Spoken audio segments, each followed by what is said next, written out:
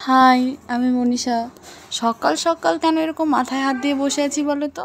হ্যাঁ, এটাই তার কারণ।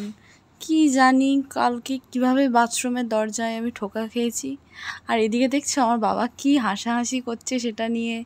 আর আমিও বাবা কি বলেছে সেই জন্য হেসে যাচ্ছি। যাই হোক, মাথায় বরফ নিয়ে খেতে বসেছি। আজ সানডে, সাথে পূর্ণিমাও, তাই আজ বাড়িতে আবারও নিরামিষ। মেনুতে ছিল ভাত, ডাল, আর হচ্ছে গিয়ে পাঁপড় ভাজা, সাবুর পাঁপড় ভাজা, পোস্ত, বেগুন ভাজা, আর পটলের একটা কি আইটেম করেছিল মা, যেটা আমার সঠিক জানা নেই। তো প্রত্যেক দিন আমি আমার থালা দেখাই, আজ বাড়ির প্রত্যেকের থালা তোমাদেরকে দেখালাম।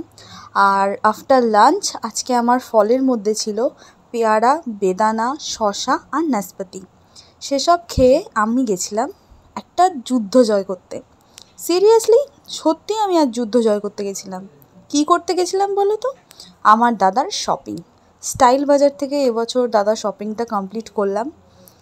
কালেকশন আমার খুবই সুন্দর লেগেছে, প্রাইসও মোটামুটি রিজনেবলই ছিল। আর এই যে এটা দেখে তো আমার মন ভরে গেছে। তো এইভাবেই শেষ হলো আজকের দিন। রাধে রাধে।